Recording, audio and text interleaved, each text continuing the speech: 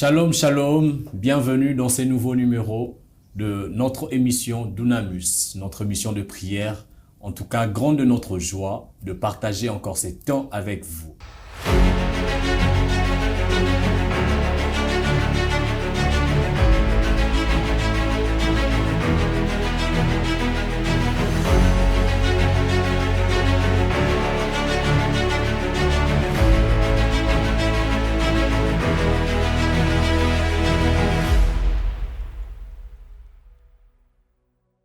Vous le saviez, nous passons de bons moments ensemble avec vous dans la prière.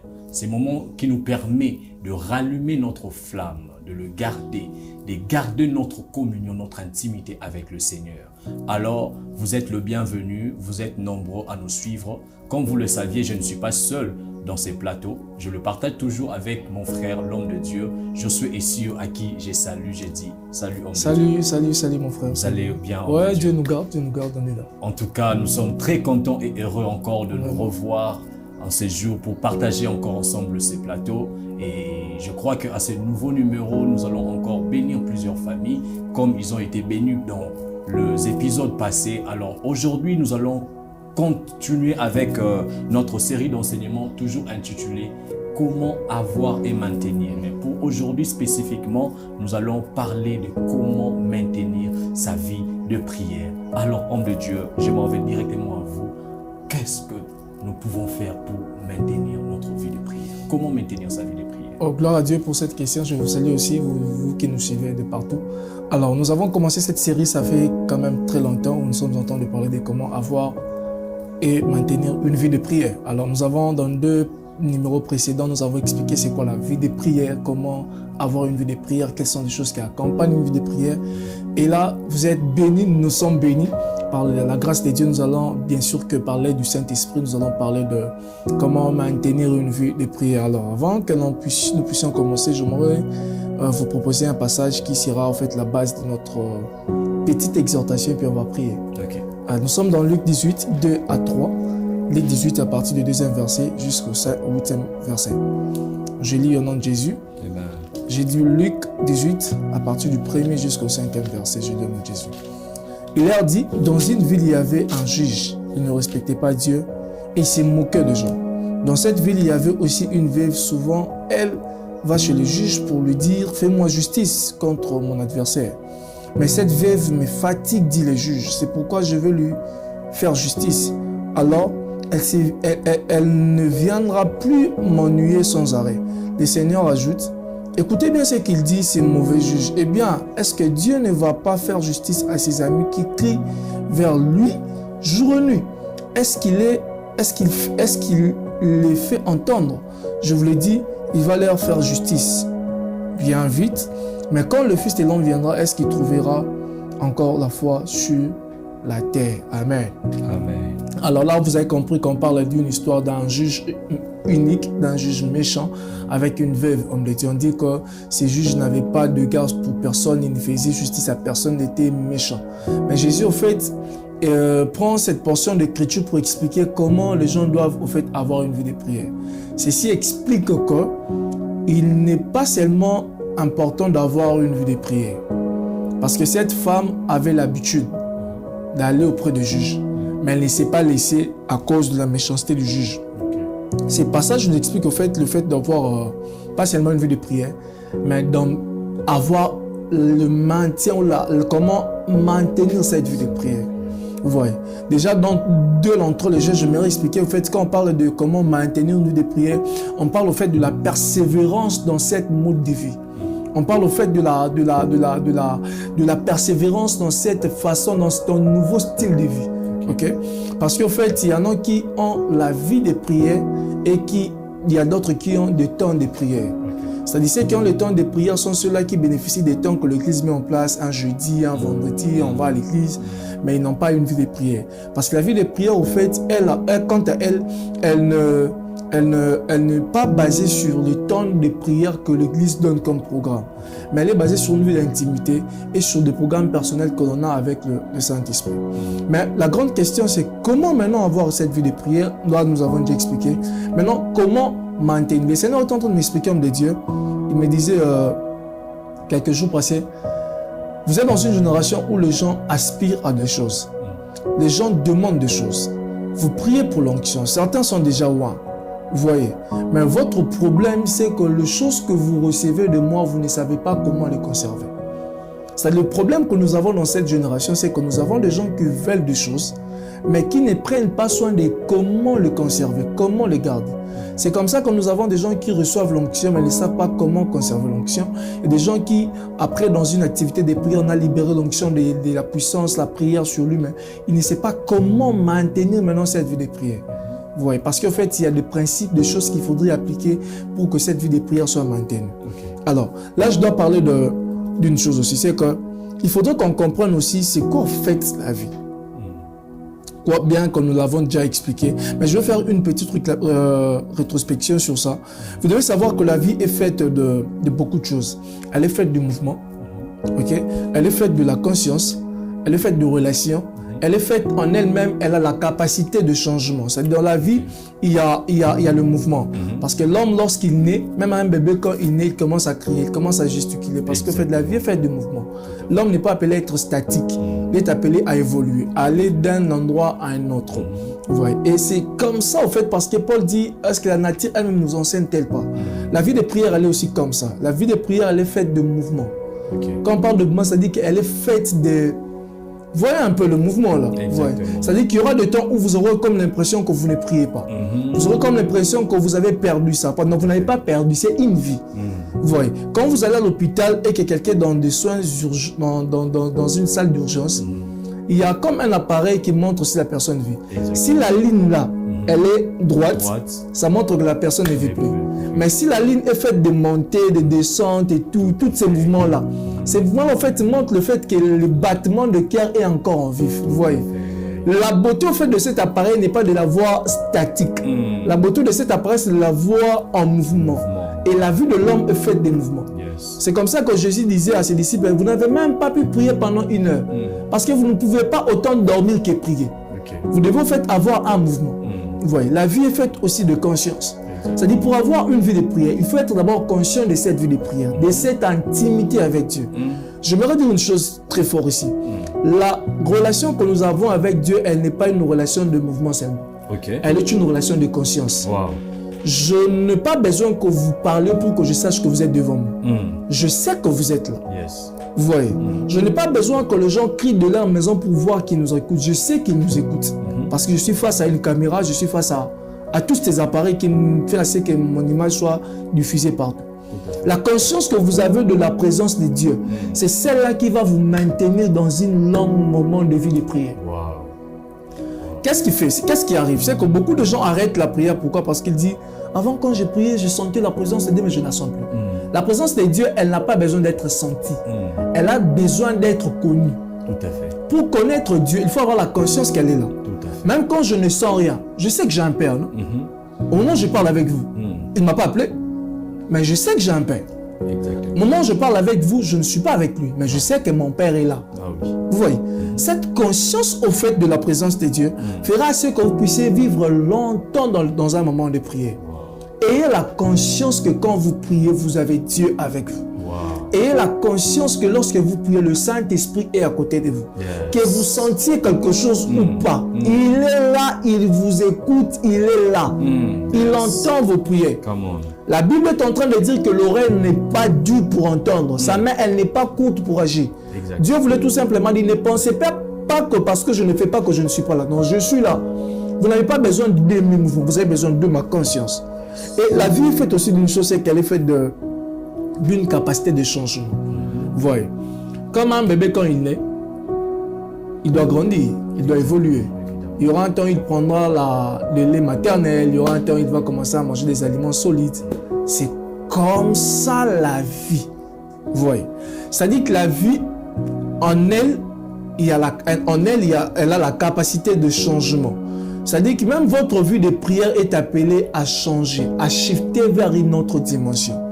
Vous voyez, qu'est-ce qui s'est passé? Que beaucoup de gens, en fait, tombent dans l'erreur de vouloir rester dans le niveau où ils sont. Alors qu'il y a d'autres niveaux que vous ne connaissez pas encore. Oui, il y a d'autres niveaux que vous ne connaissez pas encore. On amène à Jésus un cas. On dit, mais tes disciples n'ont pas pu le guérir. Jésus dit, non, non. Ces genres de cas ne sortent que par le jeûne et prière. Il voulait tout simplement dire, dans chaque cas auquel vous faites face, on ne réagit pas de la même manière.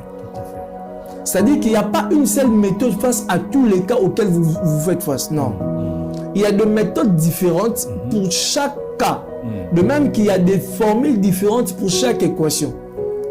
Toutes les équations de la mathématique n'ont pas une même formule, n'ont pas une même méthode. C'est ça en fait la vie de prière. La vie de prière est appelée à évoluer, elle est appelée à changer, à shifter vers une autre dimension. Et très souvent, le signe qui montre que votre vie de prière shift vers une autre dimension, c'est au fait les temps que vous passez dans la présence de Dieu. Vous voyez, c'est-à-dire qu'aujourd'hui, j'ai pris pendant 2 heures, mais demain, j'ai pris pendant 3 heures, pendant 4 heures. Hier, quand j'ai prié, je ne voyais rien, mais demain, quand j'ai prié, je commence à voir des choses. Parce que votre vie de prière commence à shifter, elle commence à grandir. Vous voyez. Quand vous priez que vous ne ressentez pas rien, vous ne ressentez rien, ne restez pas dans ça. Demandez plus. Priez à ce que votre vie évolue. Il y a des dimensions avec Dieu. Paul est en train de dire, je connais, bien qu'il parle de lui-même, il dit, je connais un frère, un homme, qui est allé jusqu'au 3e ciel. Si le ciel a des dimensions, pourquoi votre vie de prière n'aura pas de dimensions? Si le temple de Dieu, la présence de Dieu, il y avait le parvis et les saints, a des dimensions, comment voulez-vous que votre vie de prière n'ait pas de dimensions?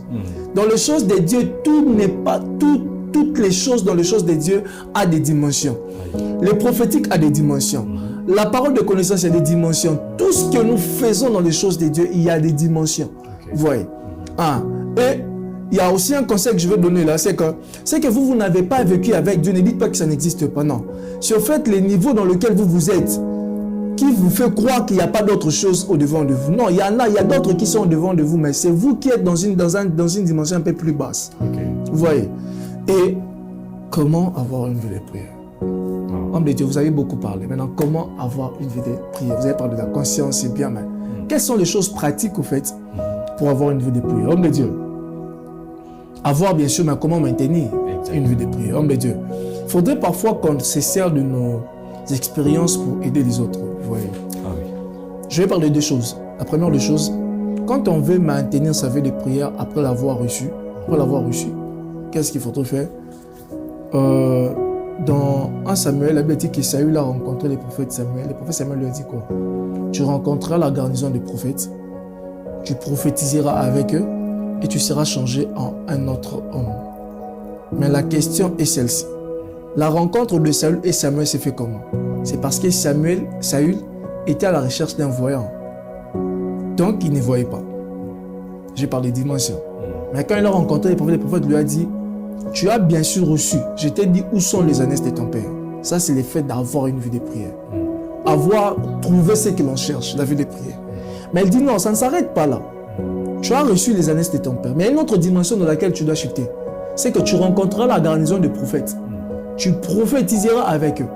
Les prophètes que Saül a rencontrés n'avaient pas pour but de lui dire où sont les ânesses de son père. Parce que les ânesses étaient déjà retrouvées. Les prophètes que Saül a rencontrés avaient pour but de lui introduire dans une dimension prophétique, dans une atmosphère prophétique dans laquelle il n'était pas. Pour maintenir sa vie de prière, la première des choses importantes à faire, il faut créer une atmosphère permanente de la gloire et de la présence de Dieu autour de soi. C'est-à-dire que dans votre moment de prière, dans votre maison, créez cette atmosphère. Maintenant, comment on arrive à créer l'atmosphère, homme de Dieu? On arrive à créer l'atmosphère, premièrement, en allant s'accorder avec ceux qui sont déjà dans cette dimension-là qu'on veut atteindre. C'est-à-dire qu'il faudrait avoir des gens qui sont déjà poussés dans une vie de prière et aller s'accorder avec eux. Comment avoir une vie de prière, à maintenir sa vie de prière? Va chercher ceux qui sont déjà loin dans la prière. Vous avez dans votre église quelqu'un que tu sais qu'il prie bien, il prie beaucoup. Va t'accorder avec lui. Il faut avoir un groupe de gens auprès de qui tu sais que quand je me sens faible, c'est auprès d'eux que je vais me ressourcer. Je vais aller avec eux. Parce qu'en fait, David dit que il ne faudrait pas qu'il manque de bois, il ne faudrait pas qu'il manque le feu dans les temples. Or, l'intensité du feu est fonction de bois qui sont en dessous. L'intensité de votre prière est aussi fonction de gens à qui vous avez donné votre vie dans vos moments de prière. Il faut avoir des gens auprès de qui vous savez que moi je prie pendant 1 heure. Mais l'homme de Dieu est bienvenu pour pendant 3 heures. Le fait seulement pour moi de prier avec l'homme de Dieu bienvenu, ça commence à m'affecter, à m'influencer. Et moi, mes 1 heure vont s'échanger en deuxième. C'est comme ça que dans Romains 15, 2, il est écrit que ceux qui sont faibles aillent auprès de forts. Ceux qui sont forts soutiennent les faibles. Vous voyez, il faut chercher des groupes de prière, de gens qui prient beaucoup. Allez les chercher. Allez auprès de vos frères. Comme on dit, faites des alliances. Soyez ensemble, priez ensemble.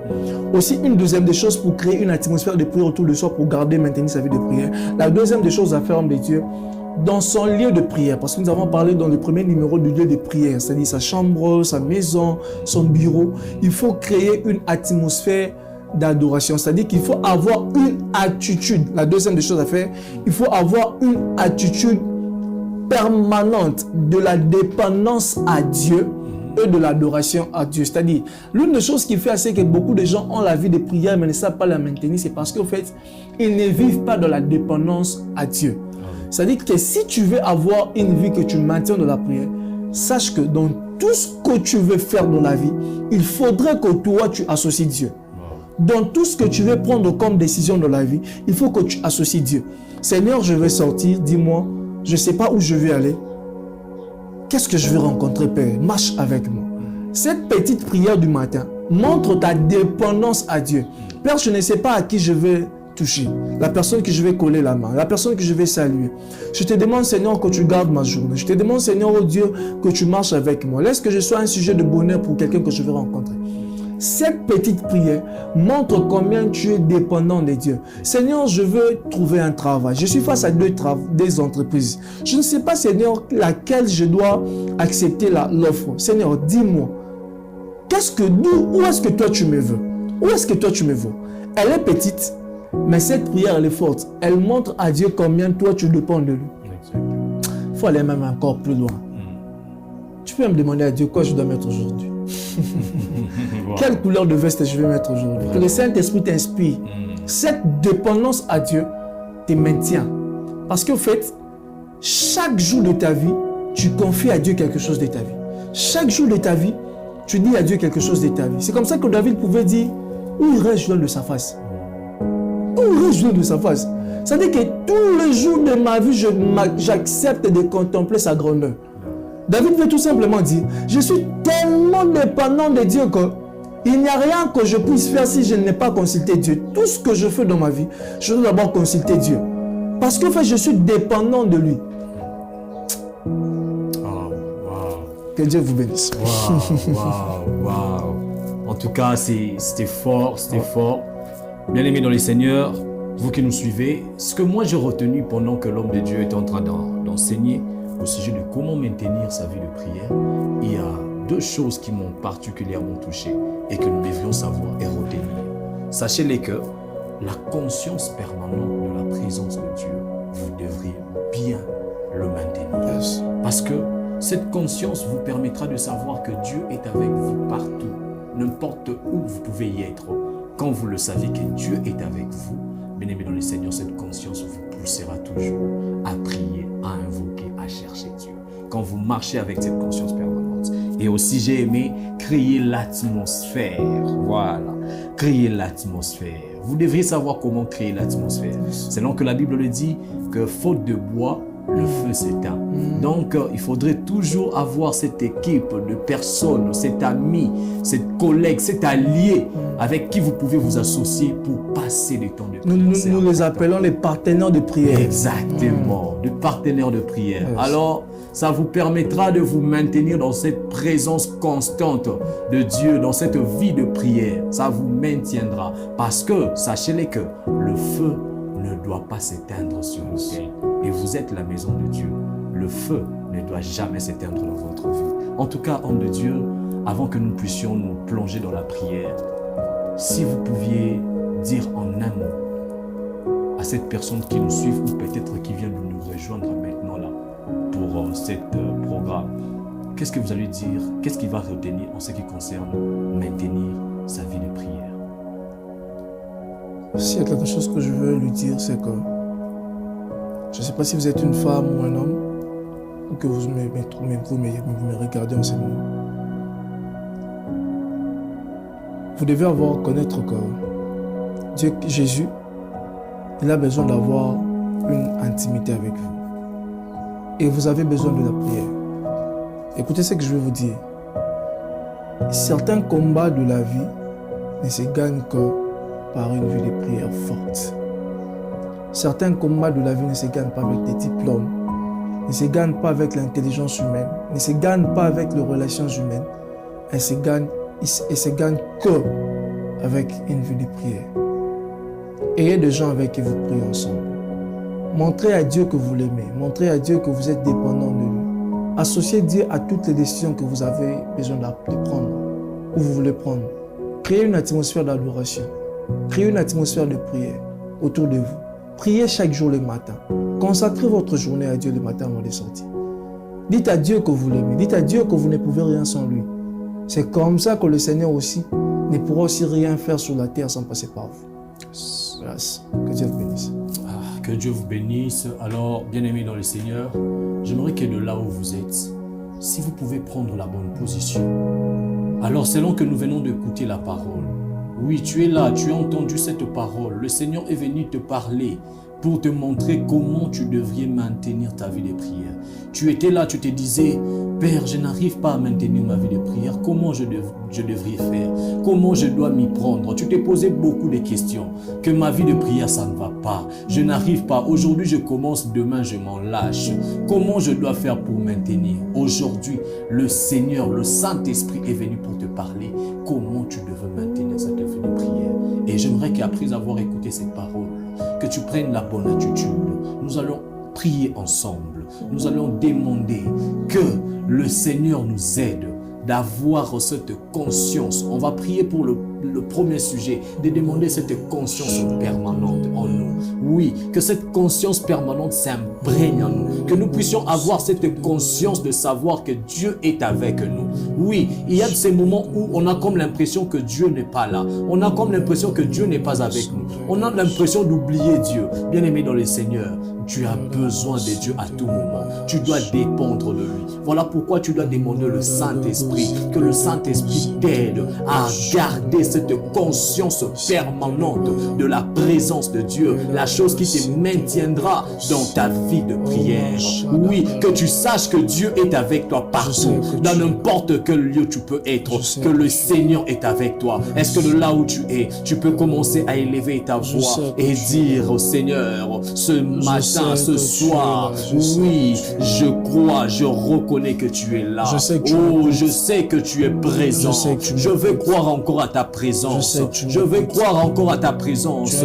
Oui, Adonai, même si je ne sens rien, oui, que je ne puisse pas me limiter dans le sensation, mais que je puisse croire que tu es là, que je le sache. Donne-moi cette conscience permanente, que je marche avec, que je m'endors avec, que je me réveille avec.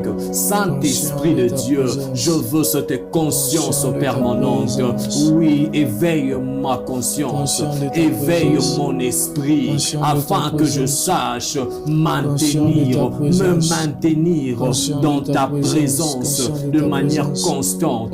Oui, Seigneur, que je ne sois pas seulement la personne qui se retire pour un temps de prière, mais que la prière soit une vie. Oui, que je sache me maintenir dans ta présence par cette conscience, que je marche avec cette conscience que partout je suis, tu es là. En n'importe quel moment, je peux faire appel à toi. En n'importe quel moment, je peux prier. Oui, Seigneur, que j'ai cette conscience qui soupire, cette conscience qui te parle, cette conscience qui s'adresse à toi à tout moment. Oui, Seigneur, peu importe le lieu, aide-moi, Saint-Esprit. Aide-moi, Saint-Esprit. Aide-moi, Saint-Esprit. Aide-moi, Saint-Esprit. Dans le nom de Jésus, que cette présence, cette conscience, oui, marche avec moi partout. Que j'ai cette conscience partout, dans n'importe quel lieu, dans le lieu de travail, oui, dans la cuisine, dans le milieu estudiantil. Oh, que je marche avec cette conscience que tu es avec moi, que tu es partout avec moi, dans n'importe quelle situation, dans n'importe quel lieu, dans n'importe quelle occasion, je peux faire appel à toi. Je peux, Seigneur, te prier, t'invoquer. David est en face de ses adversaires, mais il sait que Dieu est en train de faire un travail. David est en face de ses adversaires, mais il dit que Dieu dresse une table. Quel niveau de conscience. Même quand j'aurai entre mes mains la lettre de la revocation, ô Seigneur, je vais être conscient de ta présence. De cette présence qui me rassure la paix et la joie. Même quand j'aurai entre mes mains la lettre du médecin me disant que je suis atteint d'un virus, que je sois conscient de ta présence et de ta parole qui dit que tu ne laisses jamais tes enfants. Même Seigneur, ô Dieu Tout-Puissant, quand je serai en train de recevoir des paroles, de mauvaises nouvelles comme Job, ô Seigneur, je vais être conscient de la présence de Dieu. On dit à Job, mais maudit Dieu meurt. Il dit, oh, même si j'étais venu sur la terre vide, je rentrerai vide. L'Éternel s'élèvera même le dernier. Père éternel, je vais être conscient comme Job. Même quand j'aurai tout perdu, Seigneur, oh Dieu, être conscient de ta présence. Même après plusieurs tentatives, Seigneur, oh Dieu, lui demande des visas et je reçois des refus. Je ne veux pas perdre l'espoir, être conscient que Dieu a un avenir merveilleux pour moi. Même quand, Seigneur, oh Dieu Tout-Puissant, je serai dans un travail où le salaire est insignifiant, Seigneur, je vais être conscient que Dieu est celui qui peut augmenter cela. Je vais être comme David, même face à mes adversaires, même quand j'entends les gens dire comment empoisonner, Seigneur, même quand le médecin entre mes mains, j'aurai la lettre qui Seigneur, oh Dieu, Seigneur, oh Dieu, certifie, qui confirme, Seigneur, que je suis atteint du poison. Je veux être conscient de ta présence, conscient de ta présence, Père. Au nom de Jésus. On va prier. Je me que l'on dise à Dieu pour le deuxième sujet, de nous amener près de garnison de prophètes de nos vies. Il a dit à Saül, tu rencontreras une garnison de prophètes, tu seras changé. Quelqu'un est en train de dire à Dieu, je veux que ma vie de prière change. Mais j'ai besoin de rencontrer ceux qui sont déjà dans la dimension dont moi j'aspire. Je veux que ma vie professionnelle change. Mais j'ai besoin de me connecter, Seigneur, au Dieu, d'être connecté aux hommes qui sont dans les niveaux où moi j'aspire. Ainsi, tu vas dire à Dieu, il y a une garnison quelque part de ma vie auquel je veux faire rencontre. Et commence à dire à Dieu, fais-moi rencontrer avec ces gens. Amène mes pas, conduis mes pas vers une garnison des hommes de prière. Conduis mes pas vers un groupe de prière où les gens te craignent et les gens te servent avec zèle et tremblement de cœur. Prie au nom de Jésus. Prie au nom de Jésus. Nous voulions que tu puisses. Il y a une garnison que je dois rencontrer. Il y a une garnison que je dois rencontrer. Samuel m'a déjà montré où sont les ânesses de papa. Seigneur, mais il faut que j'atteigne un niveau où moi-même aussi je commence à dire aux autres où sont les choses qu'ils ont perdues. J'ai rencontré, Seigneur, au Dieu, des hommes qui m'ont dit que j'ai l'onction, que j'ai les dons. Mais je veux atteindre un niveau, Seigneur, au Dieu, où moi-même aussi je parle. Moi-même aussi, Seigneur, au Dieu Tout-Puissant, j'atteins un niveau où, Seigneur, oh Dieu, je peux aussi être loin. Fais-moi rencontrer, Seigneur, oh Dieu, avec les hommes de la destinée. Fais-moi rencontrer, Père éternel, oh Dieu, avec des hommes de prière. Je m'accorde avec cet homme, mon Dieu, avec cette femme, Père, au nom de Jésus-Christ. Nous voulons plus de bois, Seigneur. J'ai besoin d'autres bois, Seigneur. Les bois, celles que je ne suffit pas. J'ai besoin d'autres bois, Seigneur. Et la Bible dit, le feu s'éteint, faute de bois, Seigneur. Je ne veux pas que le feu s'éteigne. Je ne veux pas que le feu, Seigneur, oh Dieu, s'éteigne. J'ai besoin de ton feu. J'ai besoin d'un autre bois. Koria Sitaria, Koria Sima, Rua Kanzitele, Koria Sima, Neribo, Shandoroya, Kori Siminiwa, Kori Sintalele, Shale, Ebra Zutelenda, Zumi, Kori Sima, Kori Sima, Kuria, Mandelia Bras, Shakaria, qui vont, Seigneur, nous permettre à garder cette conscience de ta présence, de te chercher à tout moment. Ses alliés, ses compagnons, ses amis, ses partenaires de prière, ces garnisons qui nous maintiendra dans cette atmosphère. Ouvre-moi les yeux, Seigneur. Dirige mes pas vers un homme de prière. Dirige mes pas vers un guerrier de la prière. Dirige mes pas vers une guerrière de la prière. Dirige mes pas vers un groupe de hommes de feu. Dirige mes pas vers le prophète, Seigneur, qui prophétise avec authenticité. Dirige mes pas, Seigneur, vers des hommes, Père éternel, oh Dieu, qui ont des choses que moi je n'ai pas. Au nom de Jésus. La Bible est en train de dire que si deux personnes s'accordent sur la terre, demandant une chose, la chose leur sera accordée. Je vais me tenir avec mon frère main dans la main. On va s'accorder comme de bois et nous allons venir s'associer à un bois qui nous suit. À un bois. Tu es un bois, mais tu as besoin d'autres bois pour que le feu ne s'éteigne pas. Je suis en train de dire que je suis seul intercesseur de ma famille. J'ai besoin aussi d'autres, j'ai besoin de l'aide. On va venir en esprit, en aide là où tu es dans ta chambre. Alors que tu pries pour ton travail, tu pries pour ton mariage, tu pries pour quelque chose qui te tient à cœur. Nous allons venir en aide. Seigneur, prions pour que nous serons des bois pour ses frères, pour cette soeur, pour cette maman, pour celui qui a besoin d'un visa. Prie au nom de Jésus. Au nom de Jésus. Seigneur, nous venons nous associer. Nous nous accordons avec mon frère pour prier avec cette dame, pour prier avec ce papa. Seigneur, qui nous suit en ces moments, ces jeunes hommes, cette jeune sœur, Père, qui est en face de ce défi, qui a de challenge, Seigneur, qui demande, Père, oh Seigneur, de l'aide qui vienne que de toi. Voilà pourquoi, Seigneur, seule il n'arrive pas. Seule elle n'arrive pas. Oui, Seigneur, elle a besoin d'être soutenue.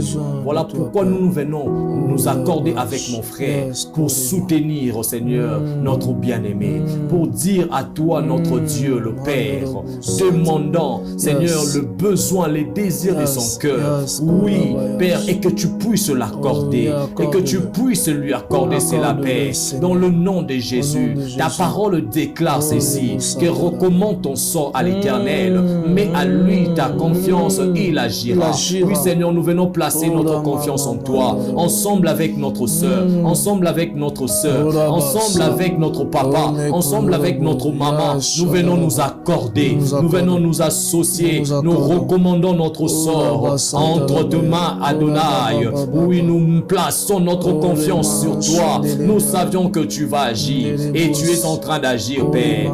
Oui, Adonai, tu donnes la force à cette sœur, tu donnes la force à cette frère. Oui, Seigneur, tu donnes la force à cette maman, tu donnes la force à ses papas, Seigneur. Oui, ta force est en train de lui être communiquée. Oui, sa confiance est en train d'être renouvelée. Tu renouvelles, Seigneur, sa confiance, Père. Tu renouvelles sa force, parce que ceux qui placent en toi leur confiance, leur force se renouvelle. Ainsi, ils peuvent courir sans se fatiguer, Seigneur. Oui, ils peuvent aller plus loin, Seigneur, sans abandonner. Oh Père, voilà pourquoi nous te prions, dans le nom de Jésus, de renouveler la force de cette personne qui nous suit, qui prie avec nous en ces moments, qui a besoin de toi, Seigneur. Oh Seigneur, renouvelle sa force, donne-lui encore une nouvelle force, Père. Oh, prends-lui dans tes ailes. Oh Seigneur, permets-lui de s'envoler plus haut. Au nom de Jésus. Père, nous venons comme d'autres bois qui s'accordent à un seul bois qui veut s'éteindre, à un feu qui veut s'éteindre. Père Adonai, Dieu, cette femme, elle porte le fardeau de sa famille dans son cœur. Oh Jésus. Cet homme porte le fardeau de sa nation dans son cœur. Seigneur, tu as dit dans ta parole, faute de bois, le feu s'éteint. Je m'associe avec mon frère comme de bois qui viennent s'associer à cet homme, à cette femme qui me suit en ce moment.